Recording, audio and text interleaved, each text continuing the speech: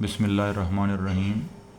First year mathematics exercise 1.3 हम solve कर रहे थे। उसके 6 पार्ट्स हम कर चुके हैं। 4 पार्ट्स 7, 8, 9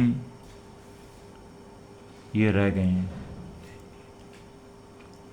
7, 8, 9 और 10 ये पार्ट्स रह गए हैं। सिंथेटिक डिवीज़न जो पहले दिन भी हमने डिस्कस कर ली थी, अभी ये क्वेश्चन सॉल्व करते हुए अगेन उसको देखेंगे। सिंथेटिक डिवीज़न यूज़ करके हम कैसे फैक्टराइज करते हैं ये हम सीखेंगे और सॉल्व करेंगे। उसी तरह से आसानी से सॉल्व हो जाएंगे ये क्वेश्चंस। आइए देखते हैं।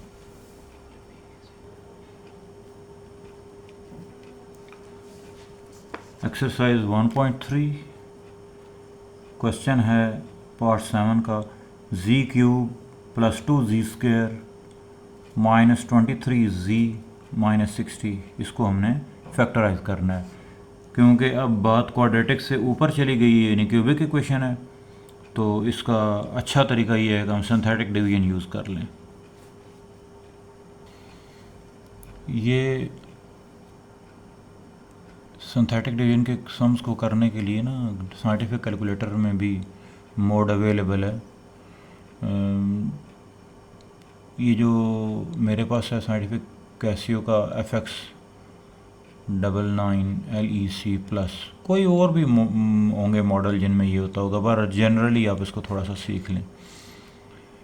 क्योंकि अब ये देखिए ना, ये क्यूबिक इक्वेशन है। हम पहले मोड का बटन प्रेस करेंगे। इसमें ये 5वें नंबर पे इक्वेशन मॉड इक्वेशन जो है ना 5वें नंबर पे है। तो 5 को प्रेस करेंगे, अभी मॉड इक्वेशन में आ गया है। मॉड इक्वेशन में आ गया तो अब देखें जी, पहली जो है वो लीनियर इक्वेशन है, 2 डिग्री इक्वेशन है। ये 3 में हमारी 3rd डिग्री इक्वेशन है, तो हमको नंबर 4 पे जाएंगे। नंबर 4 प्रेस किया। अब यहाँ से देखें कि क्यूब का कोफिशिएंट क्या है, हमारे पास 1 है। तो पहले क्यूब का कोफिशिएंट 1 पुट किया, इक्वल टू। उसके बाद देखिए कि z² का कोफिशिएंट क्या है, 2। तो अब मैं 2 प्रेस करूँगा, इक्वल टू दबाऊँगा, ये इसने अपने अंदर सेट कर लिया। अब है सिंपल z का कोफिशिएंट है -23, तो -23 लिख के फिर इक्वल प्रेस किया। इसके बाद देखिए कि कांस्टेंट है हमारे पास -60, फिर -60 को लिखा। लिखने के बाद इक्वल प्रेस किया, ये इसके पास सेव हो गया। अब अगेन जब हम इक्वल टू प्रेस करेंगे तो हमें जो है ना सॉल्यूशंस देने शुरू कर देगा ना। ये क्यूबिक इक्वेशन है, इसके 3 सॉल्यूशंस आने हैं। उन सॉल्यूशंस को ज़ीरोज़ ऑफ द इक्वेशन भी कहा जाता है। कई books roots of the equation का लफ्ज़ भी यूज़ करती हैं। आपको अगर ये तीनों लफ्ज़ कहीं सामने आपके आएँ, बुक में आएँ या क्वेश्चन पे आ जाएँ, तो कंफ्यूज नहीं होना। मतलब सबका यही है कि सॉल्यूशन। तो पहला सॉल्यूशन इसने दिया हमें -4। मैं साइड पे तो जगह लिख लेता हूँ ताकि मैं भूल ना जाऊँ। फिर अगेन इक्वल टू प्रेस करूँगा तो अगला सॉल्यूशन इसने मुझे दे दिया 5। फिर अगेन मैंने प्रेस किया तो इसने दे दिया -3। देखिए ये 3rd डिग्री इक्वेशन है, तो 3 ही इसके आंसर्स होंगे, 3 ही इसके रूट्स होंगे, 3 ही इसके ज़ीरोज़ होंगे, मतलब 3 ही इसके आंसर्स होंगे। अगर 4th डिग्री इक्वेशन होगी तो 4 सॉल्यूशंस होंगे। 5th डिग्री इक्वेशन होगी तो 5 सॉल्यूशंस होंगे। क्वाड्रेटिक इक्वेशन होती है तो उसके 2 सॉल्यूशंस होते हैं। लीनियर इक्वेशन होती है तो उसका एक आंसर आता है। ये बात आपने जहन में रखनी है। और सॉल्यूशन से मतलब रूट्स, और सॉल्यूशन को ज़ीरोज़ ऑफ द इक्वेशन भी कहा जाता है। ये टर्म्स बार बार आएंगी, तो आपने किसी जगह पे कंफ्यूज नहीं होना है। तो ये जो सॉल्यूशंस इन्होंने दिए हैं मैंने अपने पास लिख लिए हैं। अब हम सिंथेटिक डिवीजन कर लेते हैं मैनुअली। एक लाइन ऐसे लगाई वर्टिकल और एक हॉरिजॉन्टल लाइन लगाई। इनके कोएफिशिएंट्स को लिखना शुरू किया। क्यूब का कोएफिशिएंट है 1 लिख लिया, स्क्वायर का कोएफिशिएंट 2 लिख लिया, z का कोएफिशिएंट -23 है, एज इट इज़ लिख लिया, और कांस्टेंट हमारे पास -60 है, एज इट इज़ लिख लिया। इस कॉर्नर पे आप कोई भी रूट या ज़ीरो या सॉल्यूशन एक उठा लें, जैसे -4। मैंने -4 को यहाँ लिख लिया। इस 1 को नीचे लिख लें, नीचे उतार लें, इन दोनों को मल्टीप्लाई कीजिए, 4 1 जार -4 आंसर यहाँ लिखिए। इन दोनों को प्लस कीजिए, -2 आंसर आया है। इन दोनों को फिर मल्टीप्लाई कीजिए, +8 आया है। इन दोनों को फिर प्लस कीजिए, 15 आ गया नेगेटिव का। -15 जब -4 से मल्टीप्लाई होगा +60 बनेगा। वो -60 में जब ऐड होगा तो यहाँ पे आंसर हमारा 0 आ जाएगा। ये हम क्रॉस डाल देते हैं, इसका मतलब इसने परफेक्टली इसको डिवाइड कर लिया। तो अगर z की वैल्यू -4 है, z अगर इक्वल टू -4 है तो इसका मतलब z + 4 एक फैक्टर है।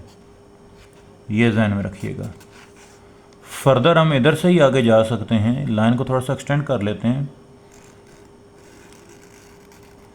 मैं एक और लाइन लगा लेता हूँ, अगला रूट ट्राई करता हूँ 5। इसको नीचे उतार लेते हैं, इन दोनों को मल्टीप्लाई किया, 5 1 जार 5। इन दोनों को ऐड किया 3, इन दोनों को मल्टीप्लाई किया 15। देखिए जब इन दोनों को ऐड करेंगे तो ये ख़त्म हो जाएगा। मतलब z इक्वल टू हमारा निकल आया 5। दूसरे लफ्ज़ों में z -5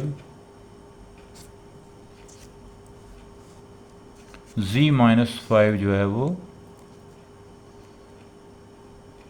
हमारा एक फैक्टर बन गया। अब इस इक्वेशन को यूँ लिख लेंगे, जो हमारी इक्वेशन है z³ + 2z² -23z -60। इसको हम यूँ लिख लेंगे, पहला फैक्टर था हमारा z + 4, फिर क्वाड्रेटिक इक्वेशन लिख करके उसको फैक्टर कर लेते हैं। मैंने डायरेक्ट सिंथेटिक से कर लिए हैं फैक्टर। अगला मेरा आ गया z -5, और फिर जो बचे इनको इस तरह लिख लेते हैं, एक z और एक +3 लिख लेते हैं इक्वल टू 0। ये हमारे फैक्टर्स हो गए।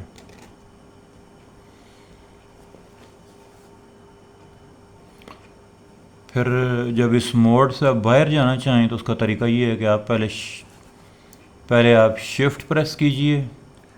फिर ये देखिए 9 के नीचे जो है ना छोटे जो उसके शिफ्ट वाली वर्डिंग है उसमें लिखा हुआ है CLR मतलब क्लियर। 9 प्रेस किया, पूछता है कि क्या क्लियर करना है। 1 अगर प्रेस करेंगे तो सेटअप हो जाएगा और 2 से मेमोरी क्लियर हो जाएगी। और हमने सब कुछ क्लियर करना तो हम 3 प्रेस करेंगे, 3। और अगेन फिर कंफर्मेशन के लिए उसने कहा कि यस, अगर इक्वल टू प्रेस करेंगे तो यस है। और अगर अपने कमांड अपनी ख़त्म करनी है तो इसको AC प्रेस कर दें। हमने तो ये इसको करनी थी कमांड, तो हमने इक्वल टू प्रेस किया, यस। तो फिर उसने कहा कि AC की जो प्रेस करें, ये लीजिए प्रेस कर दी, ये रीसेट हो गया। उस मोड से आप बाहर आ गए।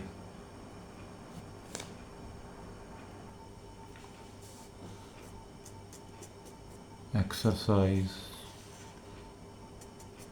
1.3 first question part 8। The question is 2z³ + 9z² -11z -30।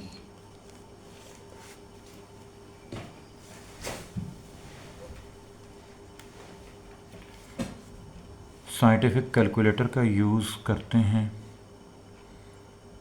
मैं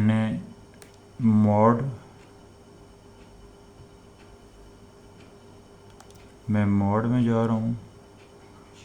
मोड नंबर 5 पे इक्वेशन मोड है हमारी। ये क्यूबिक इक्वेशन है, तो फिर हम ये नंबर 4 से क्यूबिक पे चले गए। सबसे पहले इसका क्यूब का कोफिशिएंट दिया, that is 2, equal to press किया।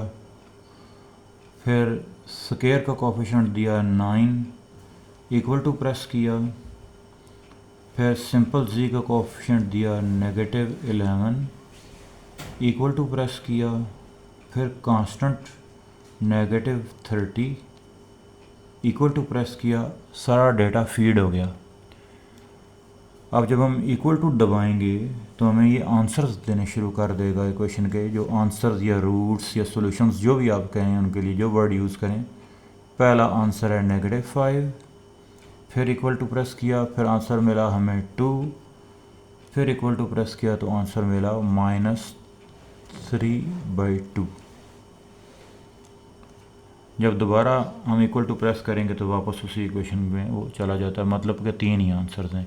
और है भी ये क्यूबिक इक्वेशन, जितनी भी डिग्री होती है उतने ही आंसर्स होते हैं। क्यूबिक इक्वेशन के 3 आंसर्स होते हैं, तो 3 आंसर हमने अपने साइड पर लिख लिए ताकि सिंथेटिक डिवीजन में हमें आसानी रहे। सिंथेटिक डिवीजन स्टार्ट करते हैं। एक वर्टिकल लाइन लगाई और एक हॉरिजॉन्टल लाइन लगाई।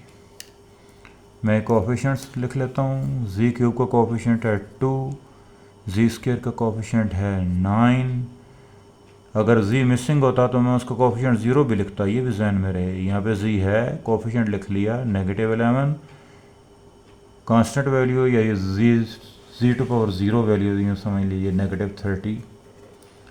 पहला रूट या सोल्यूशन जो है वो -5 हमारे पास है हिंट में, हम उसको ट्राई करते हैं। यहाँ लिख लिया -5, इस 2 को नीचे ले आते हैं, यहाँ 2 लिख लिया। इन दोनों को मल्टीप्लाई करते हैं, 5 2s are -10, इन दोनों को प्लस किया -1, इन दोनों को मल्टीप्लाई किया +5, इन दोनों को प्लस किया -6, इन दोनों को मल्टीप्लाई किया 6 5 30 पॉजिटिव साइन के साथ। देखिए एक नेगेटिव एक पॉजिटिव ऐड करेंगे तो कट के 0 बन जाएगा, मतलब कि क्यूबिक इक्वेशन के ये फैक्टर बन गए। एक z+5 फैक्टर बन गया। कैसे पता? z = -5 रख के सोचें, z+5 = 0, मतलब ये फैक्टर, एक फैक्टर ये बन गया। बाकी एक हमारी क्वाड्रेटिक इक्वेशन बन गई। पीछे मैंने डबल सिंथेटिक डिवीजन लगाई थी पिछले क्वेश्चन में, वो भी तरीका सही है। क्वाड्रेटिक इक्वेशन लगा लेते हैं। अब यहाँ से बनानी शुरू करते हैं। यहाँ से कोएफिशिएंट लिखेंगे उसके, 2z² - z - 6 इक्वल टू लिखते हैं 0 के। z+5 इसके या मिडिल टर्म ब्रेक हो जाएगी या क्वाड्रेटिक फार्मूला लग सकता है। मिडिल टर्म ब्रेक ट्राई करते हैं। 6 2s are 12, ऐसे 2 पीस कर रहे हैं कि -12 आए, ऐड करने से z मिले। 3 4s are बेस्ट रहेंगे। 2z² में नेगेटिव का 4z चूज़ करता हूँ और प्लस का 3z। देखिए मैं जब ऐड करता हूँ तो -z बनता है, जब मल्टीप्लाई करता हूँ तो ये -12 बनता है, ये -6 अपनी जगह पे। z+5, इन दोनों के पास 2z है, कॉमन ले लिया, z की एक पावर रह गई, 2z बाहर जाने से 2 रह गया। देखो मल्टीप्लाई करके चेक करते हैं, 2 2s are 4, तो ये -4 बन जाता है। फिर 3 कॉमन ले लिया, z - 2, एक ब्रैकेट और डालता हूँ इसके लिए, = 0। z+5, z - 2 कॉमन ले लिया, 2z+3 अकेला रह गया, = 0। देख लीजिए ये 2z+3 अगर मैं 0 रखता हूँ ना, 2z+3, तो यहाँ से 2z आता है हमारा -3। ये देखिए मैं इसको चेक करता हूँ, 2z+3 को मैं 0 रख के चेक करता हूँ, 2z की वैल्यू -3 और z मेरा आ गया -3/2।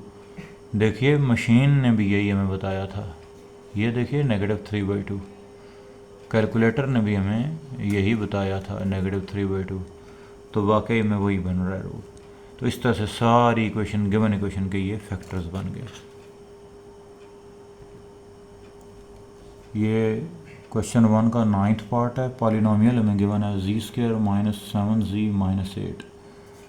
सिंपल क्वाड्रेटिक पॉलिनोमियल है तो हम इसके बड़े आराम से फैक्टर कर लें कि मिडिल टर्म ब्रेक करने का तरीका कर लेते हैं।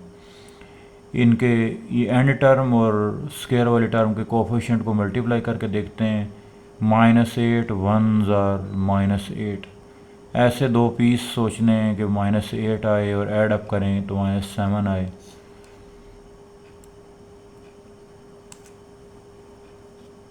लिख लेते हैं z² -8z प्लस z। देखिए 8 1s आर 8 होते हैं और इनको प्लस करेंगे तो -7 आएगा। -8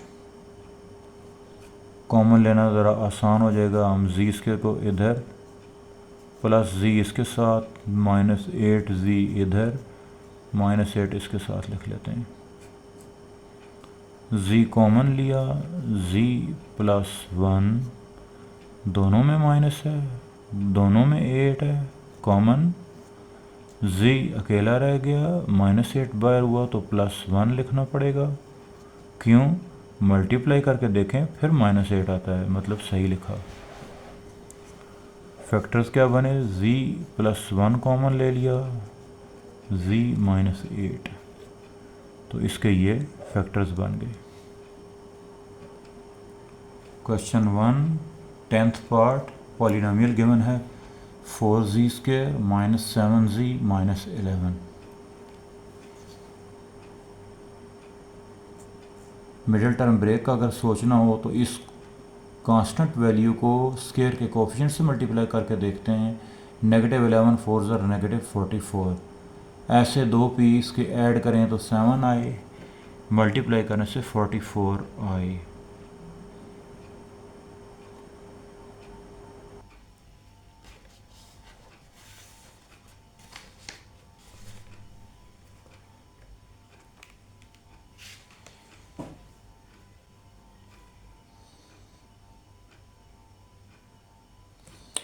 इसके मिडिल टर्म को हमने ब्रेक करना है। हम लिखेंगे 4z² माइनस 11z लिख लेते हैं, प्लस 4z लिख लेते हैं। देखिए प्लस करते हैं तो -7 आता है और मल्टीप्लाई करते हैं तो -44 आता है।